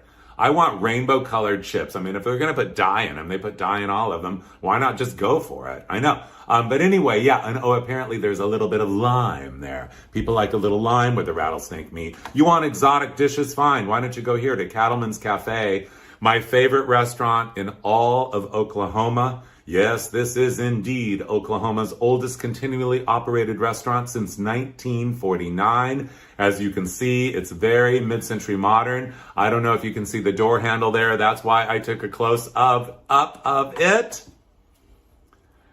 When I saw this, I about fell apart in pieces. It's like this time-honored door handle. How many people have pulled on those bullhorns to go in and have the specialty of the house there? I just love it. So perfectly rendered. Absolutely gorgeous. Here's the counter there. This restaurant does double duty. They've got a counter for solo travelers. They've got and I love how they have all those horses up there. That white one really stands out. But and that floor, there's the owner, the portrait of the owner. Apparently had this picture taken on St. Patrick's Day. Gotta say, I love that green and that chartreuse together. We are not seeing enough green and chartreuse together. A grass green and a chartreuse, that bias stripe, absolutely stunning with that white shirt. Dude, who's your stylist? You even got a white pocket square. So thank you, sir, for Cattleman's. It's amazing. I love the restroom sign, though, right by him. Classic, if ever it was. So the big dining room, what I love about the big dining room, it is a time capsule. And, we do love a time capsule dining room. But what I was going to say about it is that big, giant, you rarely see them anymore. In fact, I can't think of another restaurant now that's still open that has the backlight photo mural. And this was a popular thing in the 1950s in restaurants and probably some clubs and stuff, but that is a bunch of cows in a pasture, and the bright lights kind of blew it out a little bit, but you can still see it's a bunch of cows, and probably the sky was a little more blue. But anyway, you can get the idea. It's absolutely hypnotizing to see that across the backside. And of course, the specialty of the house, might as well tell you, cow's balls. Yeah, cow testicles. They made me eat them. I mean, I'm a pretty adventuresome eater, and like the people that I was with, like party of 8, they're like, you've never been here before, we're definitely ordering you. They call them like Rocky Mountain oysters or something. I'm not sure that's what they call them on the menu here, but that's what they call them in steakhouses like in Colorado and stuff. But I'm like, I'm not having that. And of course they made me, and they taste like tough beef or whatever. So again, the lime appears, and of course some sort of a dipping sauce, because we are obsessed with dipping sauces, aren't we? I know. Dipping sauces. There needs to be a song. Songwriters, now's your time to start. Speaking of songs, there needs to be a Golden Steer Steakhouse song. This is the Golden Steer restaurant, serving it up in Las Vegas, Nevada since the year of 1958. I love a big cow or a big chicken on the roof of a place. Anything giant, I love it. This is actually more like life size, but to let you know what you're going to be eating in there. I haven't become a vegetarian yet, but it's possible. We're eating much less meat than we used to, but once in a while when you go to Las Vegas, you just got to take the deep dive in the Golden Steer. The last time I was there, I did not play video poker in the lounge, but I sat in the dining room and I basked in the glory of the glow of the fact that I actually was driven there in this car. This is the all-new for 1958 Eldorado Barritz by Cadillac. Yes, this is one of the most spectacular, otherworldly, out of this world, beyond the outer limits of all things wonderful, space age, and otherwise cars you are ever going to see. I'm sorry, it's a little dark, as is their dining room. Very moody in the scheme of the lighting. Indeed it is. But I absolutely love it. The Golden Steer. So anyway, of course, look at the semicircular booths. Don't you love semicircular booths? I know. Anyway, so one of the specialties of the house there is, of course, flambe, cherries, I almost said cherries brulee. No, not creme brulee. It's cherries jubilee. You've heard of like bananas Foster and cherries jubilee. Well, this is cherries jubilee served flambe tableside. So of course I was so thrilled, because my entire life I have fantasized about anything flambe at the side of the table. And when I was a kid, we went to some fancy restaurants, but my parents never, that I recall, I would remember, ordered anything flambe at the side of the table. So finally, it happens. Cherries Jubilee, a dish I had never had before, but heard of my entire life and always wanted, always craved every day of my entire life. And I love cherries, and I loved anything, the word Jubilee, don't you? Anyway, so there it is. He serves it, and he's like, he wasn't very friendly about it all, but that's okay. We're not having a miscongeniality contest, are we? So anyway, I took one bite out of it, and I'll be darned anyway. Much to my shocking surprise, the cherries were rancid. Yeah. So of course I had to say, excuse me, waiter. I'm sorry to say, but these cherries are rancid. Not very comfortable, but whatever. Anyway, speaking of, I had no rancid experience here in St. Louis, Missouri. Indeed, this is a painting. As you can see, I love a restaurant that has a painting of its own self hanging in the restaurant. This is exactly what the sign looked like, and this was probably painted in the 80s, I'm thinking. The sign and the front door of the Charcoal House, serving since 1961. In St. Louis, Missouri. Of course, my friends took me there when I was visiting St. Louis. I love a white tablecloth restaurant. Those maroon napkins folded like that and everything, like they're ready for takeoff. The little bread plate, the bread already sitting there. That's kind of strange. The candle flanked by the salt and pepper shaker. I love a long planter as a divider with stained glass, you know, kind of the shields. I'm not sure of what, but I'm sure the owner could have told me. And the CH for charcoal house. Love it. Those lanterns hanging there. I mean, it's like, this is I love, you know, well, we've already talked about it. A time capsule. This is a time capsule. And of course, again, the specialty of the house. Everywhere you go has a local food. In St. Louis, it's toasted ravioli, which it's not toasted, it's deep fried. So basically, it's frozen ravioli, and they deep fry it, and they give it to you with a dipping sauce. I know. So anyway, I know, of course it's delicious, and you eat like, you know, you try not to be a pig because you're trying to, like, you know, share it with the table, but, you know, who's going to eat the last one? You know, all that business. And you want it, you know you do, because it's so darn good. Speaking of so darn good, best steak in town, Bastion's Restaurant, Cocktails, Steaks. Vote for us a list, Best Steakhouse, Denver, channel.com. Anyway, this is in Denver, Colorado. Of course, the display of fonts here, that backhand T, then all of a sudden restaurant, pretty normal, and then cocktail written out in yet another font. 4 fonts here besides the add-on, the stick-on fonts, but slide-in letters, but top and bottom, but which are, of course, add-ons to the sign. But this sign is from 1958. I love how cocktails, the K and the T, and the A and the I a little bit are backhand. And then that word steaks in sign painter font, basically. And that steak, absolutely stunning behind the word steak. I'm sure it all glows beautifully at night. Here is the building. This is what I call a cupcake style building. Or basically it looks like a badminton, kind of looked like a badminton thing that kind of collapsed a little bit, that had a baby with a fan. Doesn't it? Kind of, I know. Yeah, and the way it says Bastions on the top of it and everything. But I love it. I really kind of, at the end of the day, do call this like a folded paper roof line. But rarely do you see them in a circle. I mean, this is circular, you guys. I know. And there's the sign. You can see it there, all kind of blown out by the sun. Inside, kind of an abstract portrait of the restaurant. Absolutely love that. And all that green, that grassy green, that forest green, tones of green, with that rich kind of burnt orange background. Who did the color theory here? They deserve an award. Painted, it said established, it looks like it says established in 1937, but I know that I mean, maybe they started in the business in 37, but I know the building was built in 58. They had an old Ford gumball machine in there.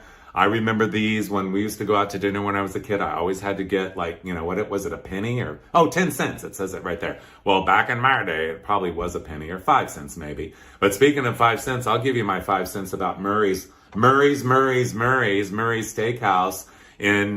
We're back in Minneapolis, you guys. Who knew Minneapolis? But anyway, I just love all this random kind of like crazy scallop, you know, almost kind of early mid-century, late modern detail of the entrance of Murray's Steakhouse, home of the butter knife steak. All the meat is cut in-house there. They age the steaks for the meat cutter says 28 days of aging before serving. This is the close-up. Here is the broad shot. I can't even speak. Broad shot. Yeah, broad shot. Anyway, what I was going to say, you guys, is that, yeah, home of the silver butter knife steak. I have never been there yet, but I will. But here's the thing.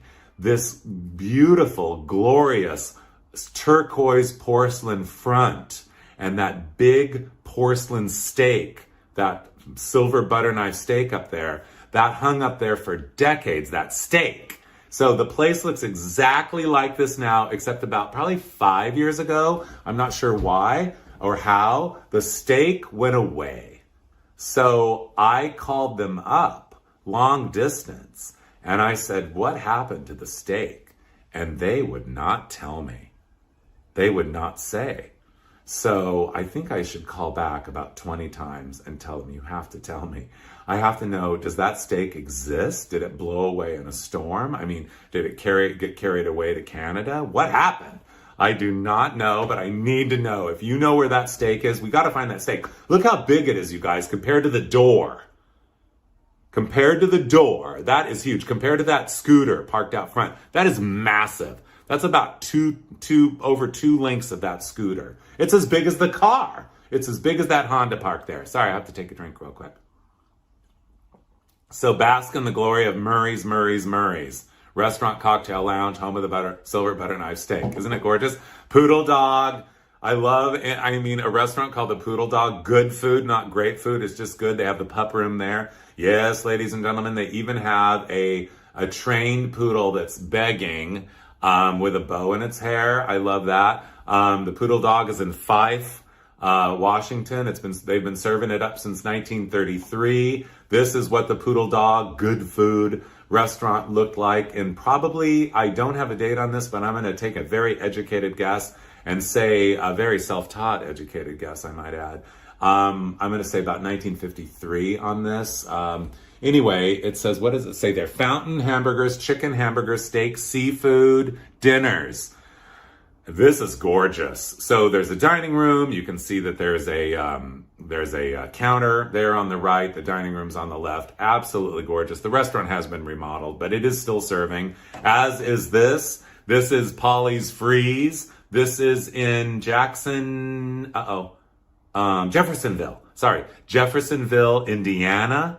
And I had the pleasure and the privilege of visiting this beautiful, gorgeous, glow in the dark, rich, like a beacon in the night, classic place there when I was in Louisville, Kentucky. It's right across the river, on the north side of the river from Louisville, and right across the top of the neon says Maltz, Barbecues, and Sundays, even though it's a little blurry here. And look at the glorious parrot sign, Polly's Freeze.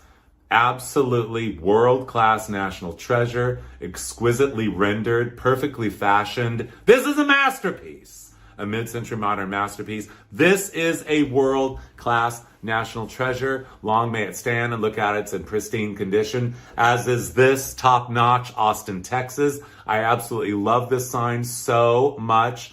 The hamburger with the underglow, is that the flame coming from below? The lights, the chasing lights around top notch. Again, I love any signage that has multicolored lettering, this time green, red, royal blue, and then a lavender thrown in there and an orange. Very unexpected, very divine perfection. Charcoal hamburgers. I just love the straight up sturdiness of the word hamburger. And of course, you can't see it there really that well, but that says charcoal under charcoal, that's a flame. And then fried chicken and shrimp, dining room, curb service. Love it. Had a big car show there at the top notch. Also, the big car shows happened here. This is Johnson's Blue Top Drive-In and Dining Room restaurant, gourmet burgers. Welcome something cars. Welcome Pro. It must be a car club or something. They've been around since 1941. This building was built in 1966. We're in Highland, Indiana. They are serving to this day. That big giant sign is absolutely a classic. I love one of these classic signs in a planter box, which in part helps to keep it from being hit. But also I love the planter box. I love the flowers, even though I'm not sure. I don't see really too many flowers there. But anyway, I do see a couple of incredible cars there. That is a 1962. The white car is a Starfire by Oldsmobile. Right next to it looks like a Dodge Challenger. Oh no, that's a Buick Skylark, sorry. And that's a Chevelle. And then there's a Mustang, another Mustang, and a 55 Chevy. I know. This oddly looks like they kind of ripped off a little bit of Howard Johnson's. But by the way, I meant to tell you guys two things before we started, and I'm now just getting to it. But I wanted to say, this is not California. California is another show altogether. I mean, there could be a total part 2 and 3 of Eating Americana because there is so much. So this is, there was a lot to choose from. But anyway, the forces that be and just kind of putting this together, these are the places that found their way into the show. This is Mine Are Done Hamburgers, also in Highland, Indiana. They've been serving since 1932. I love it. I love that big stand-up sign that says hamburgers in orange neon, or is that pink? I love that one signpost that's helping to hold up Mine Are Done in an oval, 84 years of real hamburgers. And yes, they give you a free homemade creamsicle orange sherbet / vanilla flavored soft serve at the end in that little folded like paper cup. Absolutely just the right amount to satiate you to want more. I love it. This is Pick Quick Better Burgers Drive-In, and this is also in I think it's Fife, Washington. Right by the Poodle Dog. I know, so two places pretty close together. Anyway, just the utilitarian nature of this, the form follows function nature of this. I mean, basically, you guys, there's so much in the world that is form follows function. Even if it's fashion, it's form. The form of fashion is function. But anyway, I love the mint green. I love the orange color scheme. That signage, that big round. It looks like an orange, but it's really not. It's just a big circle that says burgers. And ice cream inside the arrow there, the neon that says hot dogs and hamburgers. They have a big, like, kind of a little grass area with picnic benches that you eat there. Another drive-in. I mean, the drive-in restaurant has been around since basically, the 20s. And the first drive-in was thought to be in Dallas, Texas. I think it was called the Pig Stand, 1926 maybe. This is Theo's Drive-In. This is in Grand Prairie, which is right next door to Dallas. And, I was driving around there. A friend of mine, said, we're going to go see some of the vintage places around Dallas. And I had been to Dallas many times, but I had never been to Theo's. Theo's has been serving since 1957. It's still there. Love the sign, love the arrow, love the orange, love the turquoise. Love the roof line where you pull your car up under. See that kind of the ziggy-zaggy roof line there? Kind of Googie style. Like just, very jazzy. And the colors of neon on it, not one bit of neon out. And far across the other side of the parking lot there, you can see it on the lower left. The root beer sign, here it is. Al Ned's, I guess it says. I'm not sure what that says. Root beer hamburgers with the arrow. How much do we love root beer? Root beer is, root beer does not get the credit it deserves. I mean, root beer is really kind of a specialty carbonated beverage that you just don't really see that much. A lot of places really, promote root beer. Here it's homemade root beer and fresh pies, brownies, hamburgers in Tulsa, Arizona since 1956.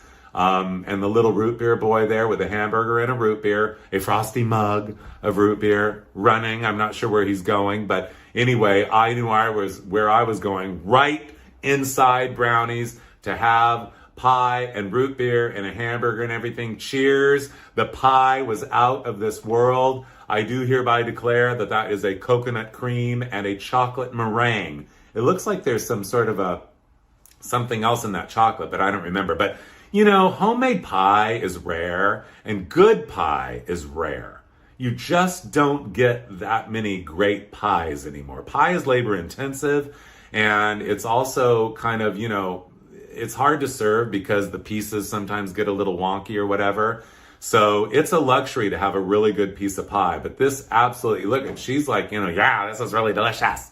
And it was delicious. But what I really loved here at Brownies more than anything, you guys, was a plate full of the best deep fried onions I have ever had. It's like shoestring onion rings or shoestring onions, deep fried deliciousness, out of this world, beyond the stratosphere of the capabilities of my taste buds and every other sense of mine inside of me and outside of me. It was a lot. I will go back to Tulsa just to have those deep fried onion strings, rings, whatever they want to call them.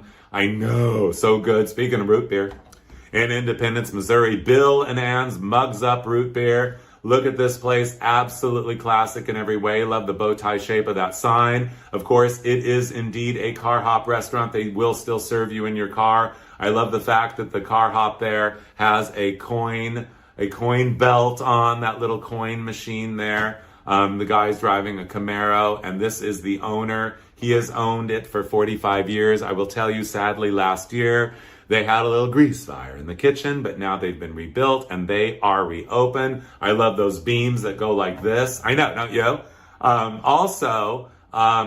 Yeah, and yeah, I think I told you, the guy's on it for 45 years. Oh, I know what I was going to tell you. So when I was there, I was talking to him and stuff, and, you know, just showering him with, like, you know, gratitude, basically. And, you know, honoring him for doing what he's doing, and, you know, trying to say, you know, thank you. And for all the people who don't really say it, we really appreciate all the hard work you put into this. The place was beautiful, well kept. The orange trim, I mean, don't you love that? I know. And so he said he makes the root beer in the basement. And I said, well, can I go down there and see? Oh, no. Top secret. Top secret, top secret, top secret. I love places that have, like, top secrets, don't you? I know. So anyway, I mean, maybe the basement was dirty or whatever, but I mean, how could a root beer recipe be top secret? But it was great. Of course, I played right along with it. The Parquet Drive-In, sorry. This is in, of course, Lexington, Kentucky. Was in Lexington, Kentucky. Serving it up since the year of 1952. I have a feeling the sign might have come a couple of years later after 1952, but maybe not. Absolutely spellbinding. I believe the sign is still standing there. Don't you love the word Parquet? Drive-in chicken, shrimp, fish boxes. I know, you get a box of that stuff there. They will serve you in your car. There is the sign at night. Park, vein, chicken, shrimp. Apparently they didn't have any fish or boxes left when this was taken. But I have been there twice. As I said, the restaurant sadly has been bulldozed. But I do believe, I hereby do declare, the sign I think is still there. But what's really special about this sign is the detail there. Cars. Look at the cars there. They were chasing down the top of it. And then the car hop, like the old-fashioned 1940s, 1950s car hop, like a bellhop at a hotel, basically, with a little pillbox hat and the uniform to match with the, in this case, green, a little stripe down the pant and everything. That's her stance of, like, placing the tray on the window. That's a hamburger. I mean, the detail here is unbelievable. This is an extraordinarily rare, one-of-a-kind, actually. One-of-a-kind, irreplaceable piece of, you know, signage, iconography that definitely deserves to be preserved until the end of time for future generations who have not even been born yet. For this is Americana. Anyway, this is there at the Parquet Drive-In. This is the last version of the way you would order. Apparently, they did not have car hops anymore. There was a speaker system, and then they would come out and bring the food, and you would swing that tray around, roll down your window, and it would be right there. But I just love the color theory of those menus and everything, and they're no longer there, gone. So again, this is a piece of Americana no longer existing. This was the last time I was there. What did I order? Of course, the sampler platter. I want it all. I want to taste it all. Everything deep fried, everything delicious. I love deep fried food, don't you? I know, I would eat it every day if I could. I believe that's gravy. I'm pretty sure that's gravy. And coleslaw and a little ciabatta bun. Apparently they had, like, gotten a little progressive there, because doesn't it look like a ciabatta bun? And cocktail sauce for the fish. And I guess tartar sauce. Tartar sauce. I wouldn't have opened the tartar sauce. I do not like tartar sauce. I mean, well, it's okay, but anyway. Oh, speaking of cars, you wanted to be served by a train, Union Station restaurant, Continental Room and Caboose Lounge. This is actually a vintage neon sign that has been refurbished and is now on display in the Denver Union Railroad Station.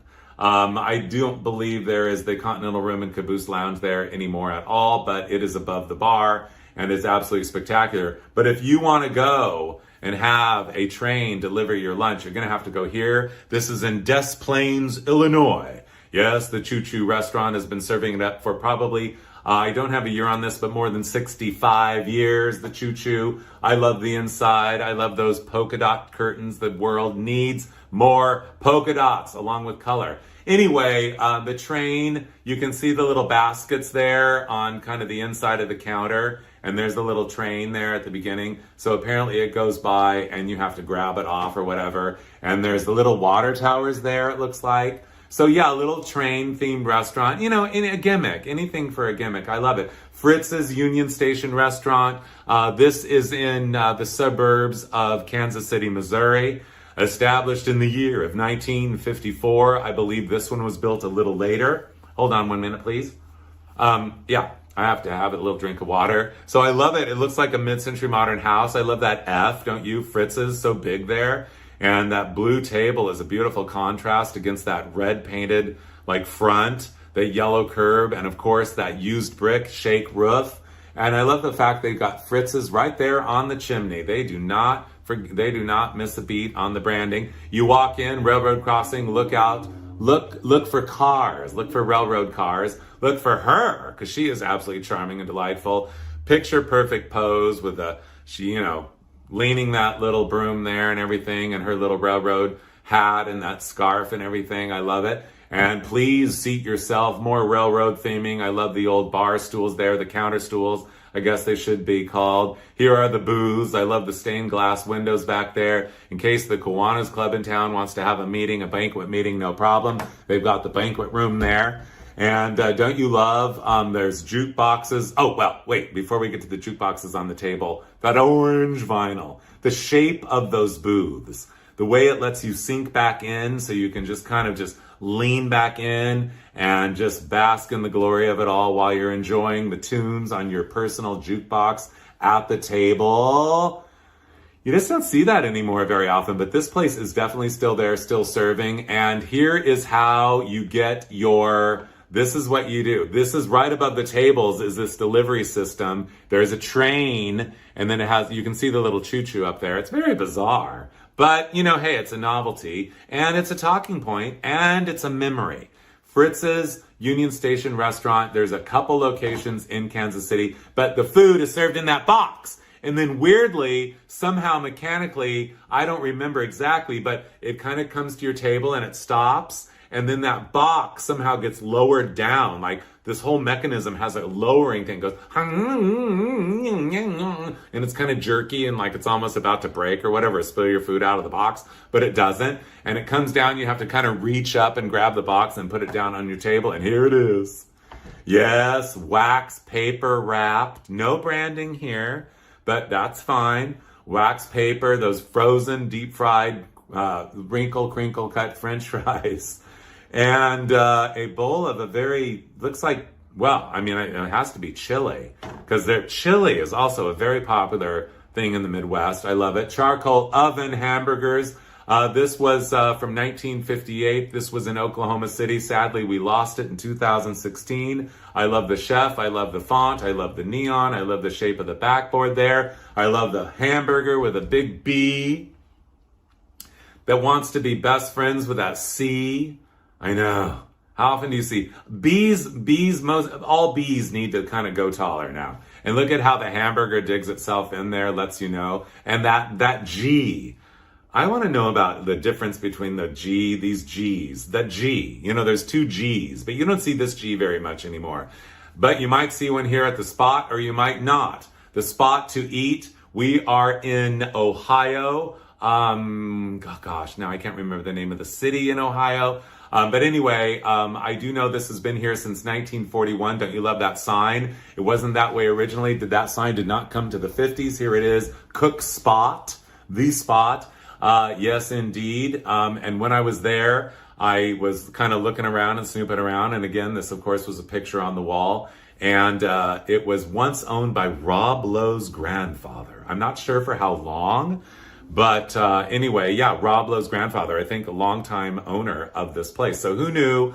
Movie star and television star Rob Lowe, his family was in the diner business. And it's absolutely spectacular. And this is what I had. This is the pork loin sandwich. And it's like basically, another name for Wiener Schnitzel. And of course, deep fried, delicious. I mean, here in California, we called it chicken fried steak. But because it was beef, but this was pork or some sort of a pork. And it looks like it has onions on it and a little ketchup. Not ketchup, mayonnaise and shredded lettuce. Of course, it was delicious. Fatty, deep fried deliciousness and that golden oiled bun. I almost said buttery bun, but it's more oiled on top. Notice the shine. And of course, the French fries. And I love the plaid paper, not branded, but the checkered paper. And of course, that is the scar-like pattern of skylark Skylark pattern of Formica. God, what am I saying? Okay, I need to have another drink. And there's no alcohol in here, you guys. This is water. Anyway,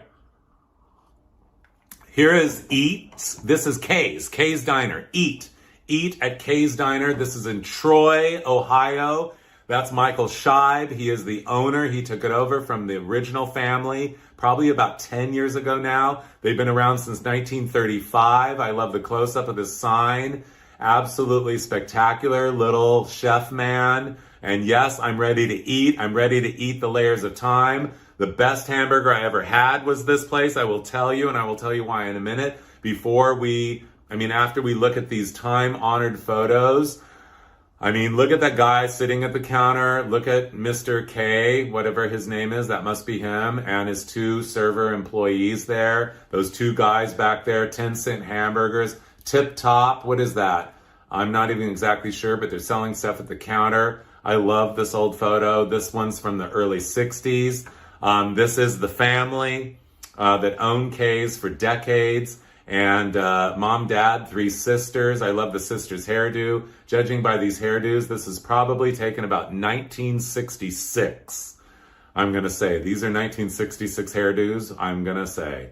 But you can see the lady on the left, the young lady on the left, is now the lady in the background back there. This is when I was there. She was the last sister and the owner, the last part of the family owner. And Michael Scheib, this young gentleman right here, bought the place from her. He had gone to work there as a teenager, fell in love with it, wanted to live the classic vintage K's hamburgers lifestyle, and did. Here you can see he's serving up the Jell-O. But before we get to the Jell-O, I know we need to make a big deal out of this because this is gorgeous.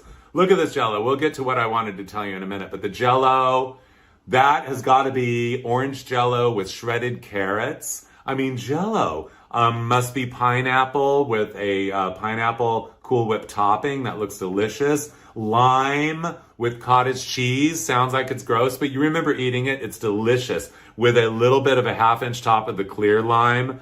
This is really deep. This is the only place I've ever been to in all my hunting around. And if there's Jell-O on the menu, I always order it. That actually has such a wide variety of Jell-O. Red flavor, usually cherry, it doesn't matter. Don't know what that is in there. Maybe it is some cottage cheese with a layer of Cool Whip and then a layer of clear on top. Clear red. And then marshmallows in there with bananas.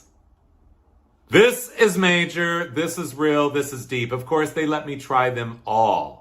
So I'm looking at it going I am and just living my best life, basking in the glory of the glow of this artificially colored, artificially flavored beautifulness of all beauty. And what happens when I go to take a bite? Whoop, whoop, whoop, whoop, whoop, whoop. I know.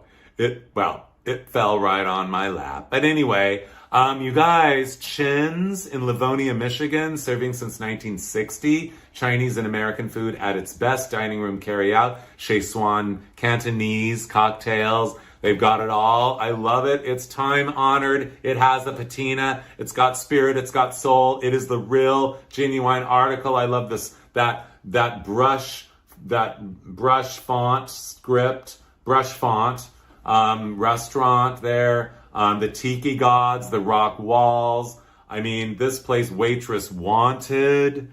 I thought I was stepping into a time capsule, and indeed I was. Look at this. These pictures do not do this place justice.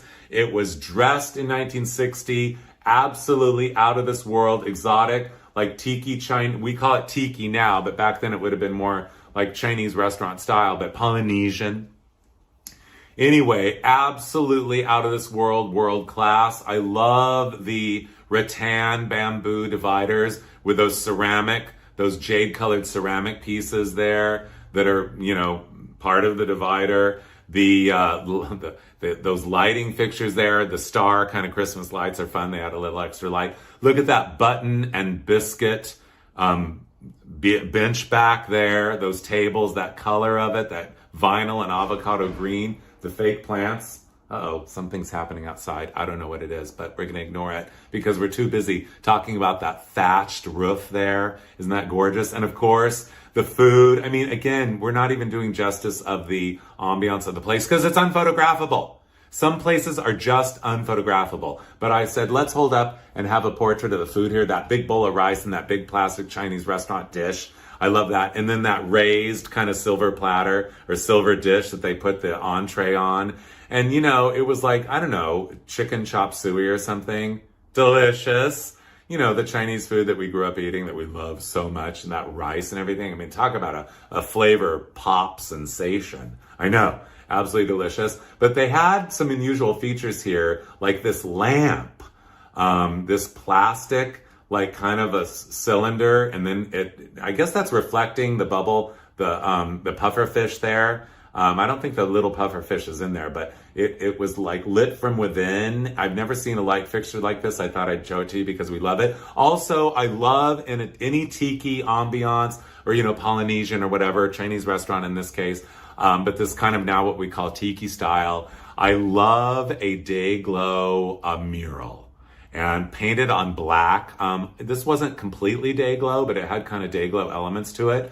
And unfortunately, we're only getting a little bit of it, but there was a lot more of it. This is Chin's in Livonia, Michigan. And yes, they have tiki gods as well. And any place you go where they have tiki gods that have been there since 1960, you know this is major, this is real, this is deep. You know you have found what you're looking for. You know that this is a treasure.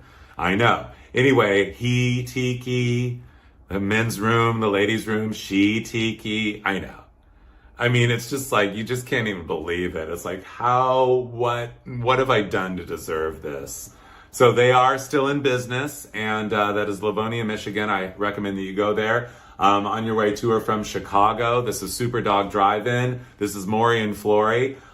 Super Dog Drive-In is absolutely the ultimate in the Chicago dog. They don't even call them Chicago dogs. They call them super dogs. Super dogs have been around since 1948. These are Maury and Flory, named after the owners. They have been, well, they're both gone now.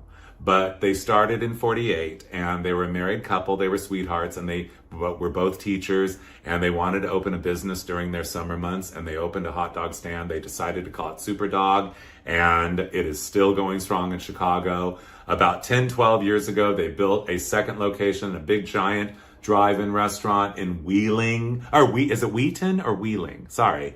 Chicago, northern Chicago suburb. And it is absolutely picture perfect. It's like you have landed on another planet, because I got there at dark and it was like really dark everywhere around it. And then this like beacon of a drive-in restaurant, absolutely out of this world. Here are Maury and Flory. We honor you every day, Maury and Flory, for being originals, for being pioneers, for being real heroes to us in the fast food industry. Super Dog is an icon among the fast food industry. We might as well just get it out in the open. And their packaging is the best. I love the packaging. Look at the cup. It's got diamonds with Maury and Flory on it. Those cups come in red and that blue. Absolutely. I love a diamond motif anywhere. I love that Super Dog. Look at that S. I mean, whoever came up with that, this has been time-honored. And of course, there's a hot dog in a box. I mean, on the box, reclining, relaxing.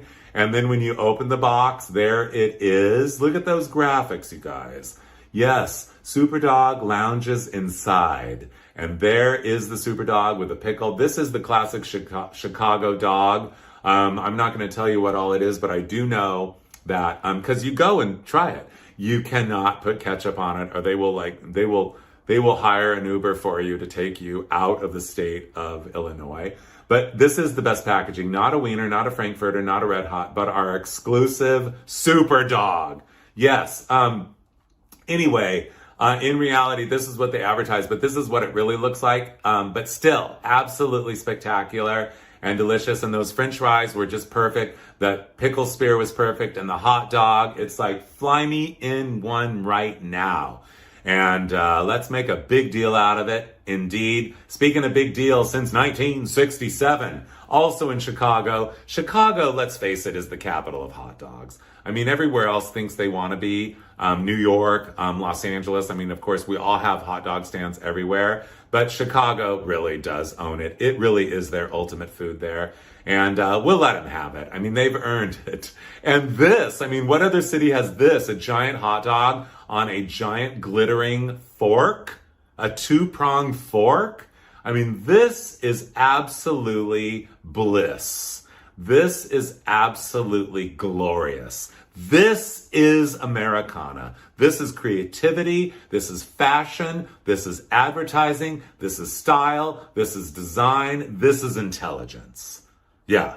And I know it was raining. I guess I mentioned that when I took this picture. Speaking of hot dogs in Chicago, Dog and Suds has been around since 1953. And this place, I believe, is one of the originals. There were many, but only 13. Originally, there were many, over the decades. But they went bankrupt in the early 90s, and most of them closed. I think there were only 13 locations left. And I know there's about 3 of these signs left. But this is in the northern suburbs of Chicago. But what I love about this place, besides the fact that it has an American flag, and that it says root beer there on the side. You can't read it, but that says root beer. I love, again, that kind of like the longhorn shape of the beams there coming to almost a point. And then the posts that are canted like that. I mean, this is so classic mid-century Americana. And the sign, it looks like Pluto, but it's not. I think his name is Rover. And that's a mug of root beer and a hot dog on a plate. He's all dressed up. He's got a tie on. He's got his chef's hat. So Dog and Suds, they're serving hot dogs and root beer. Hot dogs and root beer. I think I need to have a hot dog and a root beer tonight. Absolutely. Speaking of hot dogs and chili, that's another thing. I mean, we've touched on it, but we could go on and on. This show could go on and on, but it's not going to. We are coming in for a landing here pretty quick. But I do want to say Ben's Chili Bowl. This is, first of all, that building is from like 1888. We're in Washington, D.C. Ben's Chili Bowl is an icon, a legendary landmark in Washington, D.C., as it has been since the year of 1958. And it still is the original family. I love this place. I was just almost a year ago now. I was there, and it was just, of course, I had to go. I mean, in between the museums and everything else wonderful about our nation's capital, which, by the way, is a fantastic tourist town. If you've never been to Washington, D.C., the museums are free, and there's tons of them. There's so much to see and do there. It's a very walkable town. And you can go to Ben's Chili Bowl, Chili Smokes, Chili Burger, a Washington landmark since 1958. Ben's Chili Bowl, Ben's Chili Bowl, Chili Dogs, Chili Smokes, Chili Burger, and on this Chili Burgers. And on the side, it says, our chili will make your dog bark.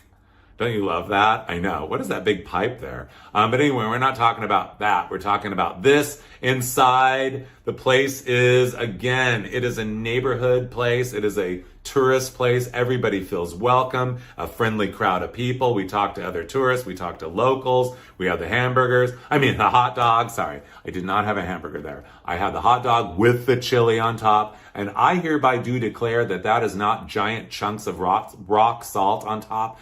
That is a shine of the grease in the chili, which in part is what makes it so divinely delicious. Some ruffles and a bag and branded Ben's tissue in that, this time slightly larger than normal, that red plastic basket. Don't you love those? I know you do. Home of the original chili half smoke. It says it right there. The Dog House serving it up in Albuquerque. We're on the hot dog part, you guys. Yes, the Dog House serving it up in Albuquerque. I've been there several times, and of course, absolutely out of this world. That wiener dog there in neon, aglow at night. Again, the drunken lettering. We love that. And this was when I was driving home with my friend Ryan all the way from Texas with my brand new purchase at that time. This is in 2019, I think. It is the 1958 Fireflight by DeSoto. As you can see, it too is a mid-century modern masterpiece and a treasure for the ages and of all time. Inside the doghouse, we're not talking about the DeSoto anymore. We're talking about the doghouse. Inside, they have painted a wall in such a color theory manner of which I've never seen before, nor will ever again. Periwinkle blue, purple, that lemon yellow, that mint green, that kind of like light peanut butter, and then a random few times peach in there, and a little bit of turquoise. I mean, what is going on here? Who is the color theorist? Give them an award. This is absolutely hypnotizing, spellbinding, and mesmerizing. Not to mention the fact, I don't think I've been too many places where they actually have the what do you call it, of rolls of paper towels. So those hot dogs must be pretty messy. Also on the way home from Texas, this is actually in Texas, that time we trailered home the 58 Belvedere, the same trip, Underwood's Cafeteria, smoked barbecue, Mama Underwood's fried chicken drive-through. Yes, Underwood's, I almost said Underwear's restaurant. No, it's not Underwear's. We could call it that, but it's Underwood's. We have to call it what it is. Underwood's. I love it. And here is a picture on the wall inside. They've been around since 1941. Apparently they started with pit barbecue, but it is not just pit barbecue anymore. It is a full tilt restaurant. You get one main and then you get like several sides. And then there's the Fixins bar, which is where you get the pickled okra and the pickles there. Yeah. When was the last time you had pickled okra? That is a big piece of brisket. Of course, I had to have extra barbecue sauce on the side. I don't know why. Look at the peach cobbler. That's coleslaw there up on the upper left. That is sweet potato salad, green beans, barbecue beans. And just to save on some of the sugar calories, you guys, I typically just drink water. I know, but I'm going to start drinking root beer at a root beer place, that is. I know. I haven't had root beer for a while. And now, you guys, the La Grande, we're almost at La Grande finale. I just had to share this place with you. This is a little video that I made after I visited Bee's restaurant. This is in Knoxville, Tennessee. Bee's has been there since 1951. And here we go. This is Bee's.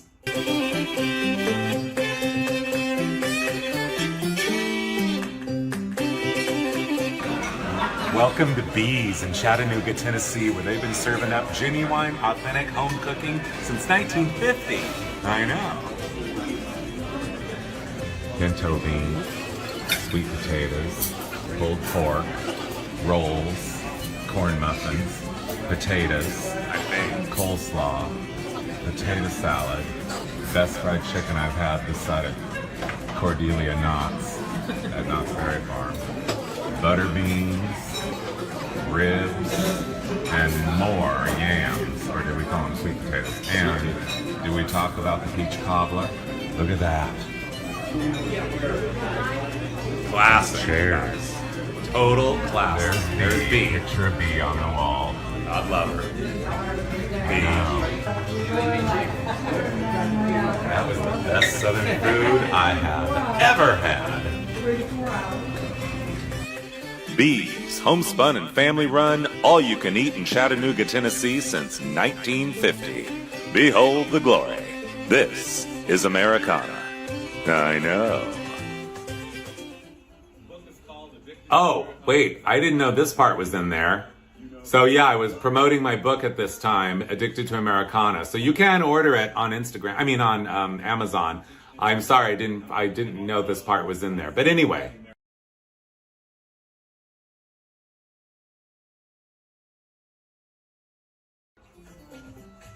Okay.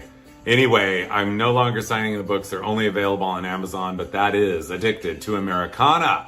So yeah, you guys, anyway, I just want to say cheers.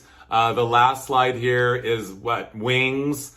I'm not sure if those are buffalo wings, but they're wings there. Behind me there at 7-Eleven. Of course, 7-Eleven serves up one of our local beverages, our Americana beverages, not local, national, and that would be the Slurpee. The Slurpee is the child of Icy. Icy was invented in 1958 at a Dairy Queen in Kansas when a freezer malfunctioned and caused the Coca-Colas, when opened them, to turn into this slush, and therefore the icy was invented, and then in 1966, a Slurpee is the private label name of the icy that is served at 7-Eleven. So with that to you, I say cheers. Thank you so much for joining me. I want to tell you my gratitude is great towards you, because you have in part helped me so much to do exactly what I love to do, which is celebrate classic and kitschy American life and style. It is what I was born to do. It's what I need to do. It's what I want to do. And it is my pleasure to share the passion and the fashion of it all with you, because I know, you know, that it is so wonderful and so worth celebrating. So with that, I will say, cheers to you all. Remember, never forget, goals move mountains, wishes stir the stars, and dreams steer your soul. Behold the glory. I'll see you guys next time. Thanks again so much. Bye-bye.